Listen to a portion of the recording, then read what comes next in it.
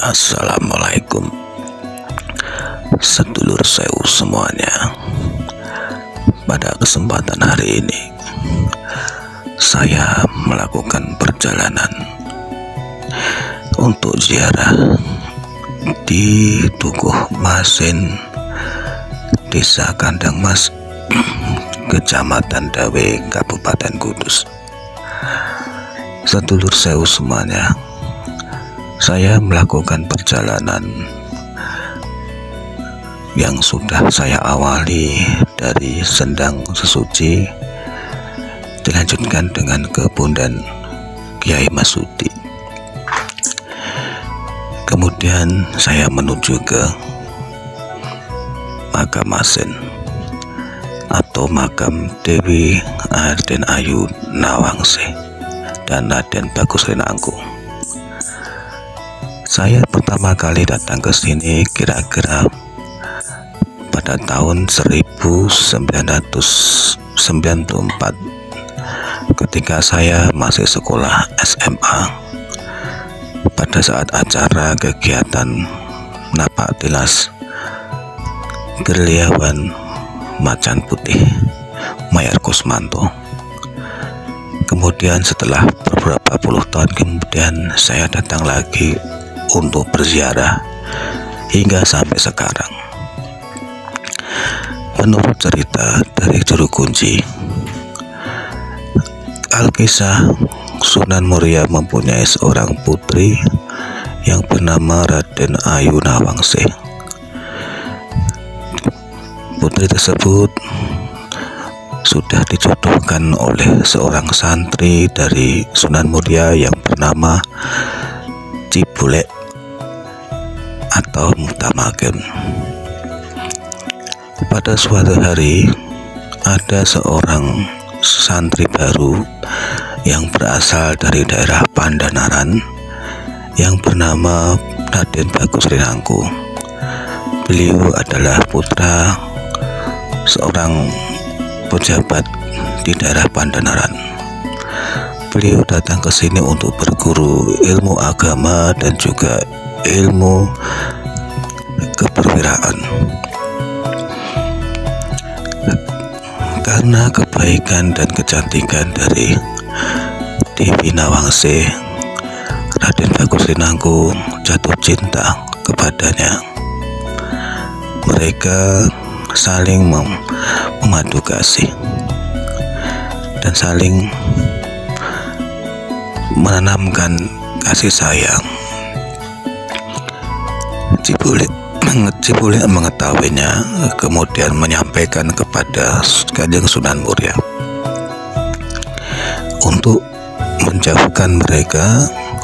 Sunan Muria memerintahkan kepada Raden Bagus Rinangku untuk menjaga padi milik Sunan Muria yang berada di desa Dukuh Masin, Kandang Mas. Di situ Raden Bagus Rinangku menjaga padi.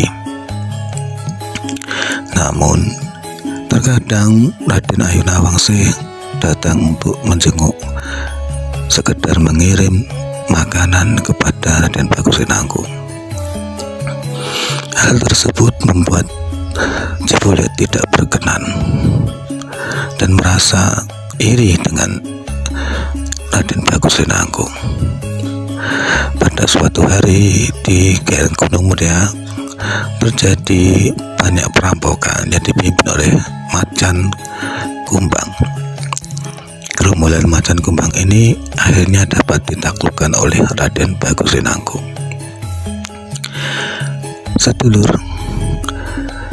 pada suatu hari karena keasikan mereka berdua, Raden Bagus Rinangku dan Raden Ayu Nawangse, mereka melupakan kewajiban untuk menjaga padi milik Sunan Muria. Akibatnya padi milik Sunan Muria dimakan oleh burung dan rusaklah padi tersebut karena hanya tersisa sedikit sekali. Cibulek melaporkan hal tersebut kepada Sunan Muria. Lalu Sunan Muria turun dari padepokan dan menemui mereka. Dilihatnya bahwa padi Sunan Muria telah berkurang dan rusak. Kemudian Sunan Muria menegurnya, "Hei Bagus Rinangko, kenapa engkau lupa untuk menjaga padiku sehingga menjadi rusak?" Jawaban Raden Bagus Rinangko, "Apakah Kanjeng Sunan lupa bahwa saya di sini diutus untuk menjaga burung, bukan untuk menjaga padi? Maka saya hanya menjaga burungnya saja." Mendengar jawaban itu, Sunan Muria menjadi sangat tidak senang.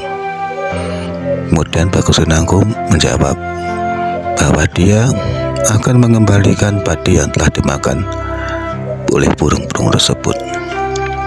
Seketika itu padi di sawah kembali berubah menjadi seperti awal yang tidak dirusak oleh burung. Melihat semua itu, Kanjeng Sunan Muria tidak berkenan. Dia merasa bahwa muridnya ini sangatlah sombong karena telah memamerkan kedikdayaannya kepada gurunya. Kemudian Sunan Muria memerintahkan kepada Raden Ayu Dewi Nawangsih untuk kembali pulang, namun tidak mau, lebih memilih bersama dengan Raden Bagus Rinangko. Akhirnya Sunan Muria menakut-nakuti Raden Dewi Nawangsih dengan sebuah senjata panah, dengan maksud hanya sekedar menakut-nakuti supaya Raden Ayu Nawangsih mau pulang. Tetapi Allah berkehendak yang lain. Tiba-tiba panah tersebut tanpa sengaja lepas dari busurnya dan terbang mengarah kepada Raden Ayu Nawangsih. Melihat hal tersebut, Raden Bagus Rinangko segera bergerak. Dia menghalangi arah jemparing itu, dan akhirnya anak panah itu justru mengenai Raden Bagus Rinangko. Melihat Raden Bagus Rinangko terkena panah dan meninggal dunia, Raden Ayu Nawangsih sangatlah sedih. Kemudian dia memeluk Raden Bagus Rinangko yang masih terdapat anak panah, dan seketika itu Raden Ayu Nawangsih meninggal dunia. Saat itu semuanya menjadi sangat kacau dan sedih. Kemudian Sunan Muria memerintahkan agar membawa kedua jenazah tersebut ke atas sebuah bukit untuk dimakamkan. Ketika dimakamkan itu, banyak sekali para pelayat, baik itu dari Muria maupun dari keluarga Pandanaran, datang ke sana. Semuanya diam dan sangat bersedih melihat kejadian tersebut, karena begitulah mereka saling mencintai dan memilih untuk meninggal. Sedulur Sewu 76, ketika mereka semuanya berdiri diam, tidak menjawab apa-apa, lalu Kanjeng Sunan Muria mengucapkan sabda, "Kenapa kowe do meneng kabeh ngadeg jejeg kaya uwit jati?" Seketika itu juga para peziarah yang ada di situ berubah wujud menjadi pohon jati, dan sampai sekarang pohon jati tersebut masih berdiri kokoh. Sedulur Sewu 76, demikianlah kisah tentang punden dari makam Raden Ayu Nawangsih dan Raden Bagus Rinangko. Sampai sekarang masyarakat Desa Masin, masyarakat Kudus dan sekitarnya banyak yang datang berziarah ke tempat ini. Banyak yang berdoa supaya melalui Tuhan, melalui Allah di tempat itu, semua cita-cita mereka terkabul. Di tempat ini menjadi tempat yang menjadi rujukan banyak orang untuk berziarah. Namun Di sini terkadang disalahgunakan oleh orang yang meminta dengan cara yang tidak benar. Makam Raden Ayu Nawangsi sangatlah indah dan bersih, berada di sebuah bukit yang sangat indah dengan pemandangannya yang bagus, pohon-pohon jati yang besar. Sampai sekarang tidak ada satupun yang diambil. Andai kata tumbang, dibiarkan saja begitu saja. Pohon ini sangat dikeramatkan oleh masyarakat di sekitar situ.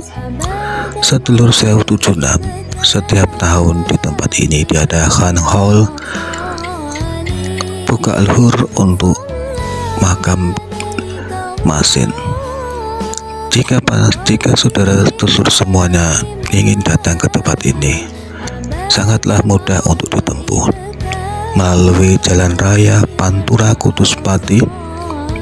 Sedulur bisa berhenti di perempatan Kerawang atau SPBU Hadipolo, kemudian mengarah ke utara kurang lebih sekitar 5 km, maka akan mendapatkan desa Kandang Mas Dukuh Masin.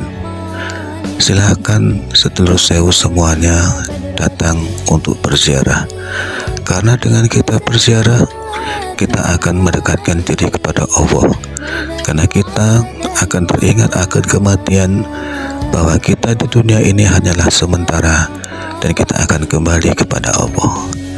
Sedulur Sewu 76, mudah-mudahan perjalanan saya di tempat ini adalah suatu perenungan diri agar kita semuanya mendekatkan kepada Allah dengan cara banyak beribadah dan selalu mengingat kepada Allah.